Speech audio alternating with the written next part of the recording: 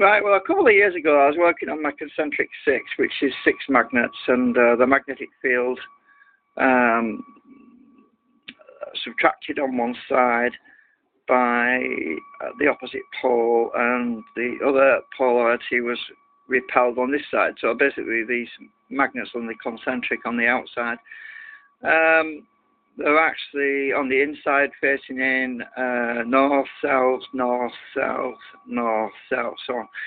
So what happens is when you put a south pole biasing on this side, it actually subtracts the north poles, the three north poles to this side, to the left or to the right, which allows the opposite pole to come out and deflect on the other side. I've actually got this wrong way around now.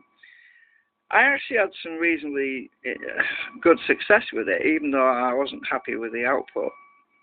So I thought, well, I actually found when I was working on this, when I made a larger version, which was the concentric 8, which is much bigger, as you can see. Well, there's no magnets in this right now. I actually found that the concentric 8 was less effective. It didn't work half as well, and I've been thinking about this, and I came to there was a lot of dust on this. It proves how long it is since I used it. Now I came to the conclusion that now it'd be interesting to make something smaller and actually incorporate that into a rotor system, so I've got multiples of them instead of just one big one. Well, to give you some idea of what I'm talking about, this was an earlier arrangement of coils mounted in this frame, which actually was opposite the rotary magnets, which spin. And I actually never finished this. I actually never got around to finishing it off. And I was thinking, well, I have an idea. So,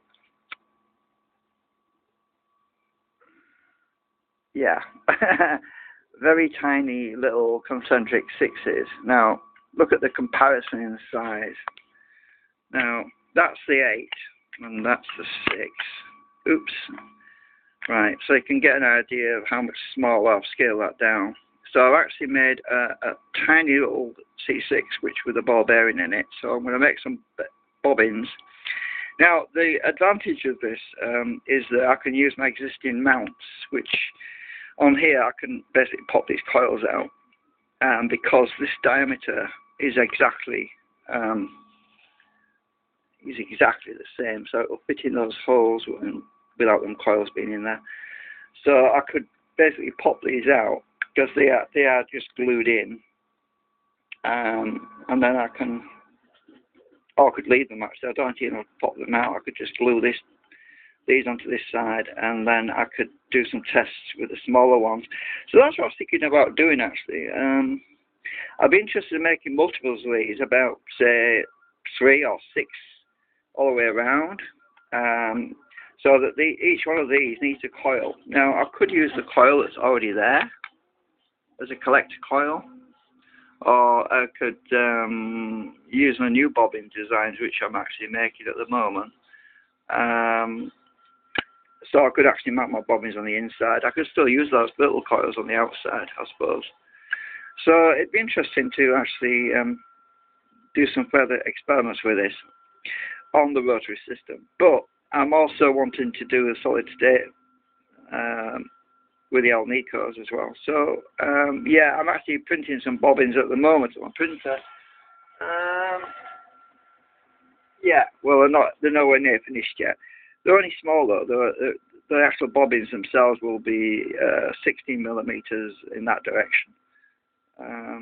So they're not going to be very big, because that's going to be, yeah, basically just to go around my Alnico, which goes in the middle core. Right, so these are 16 millimeters. So I'm going to use my Alnicos.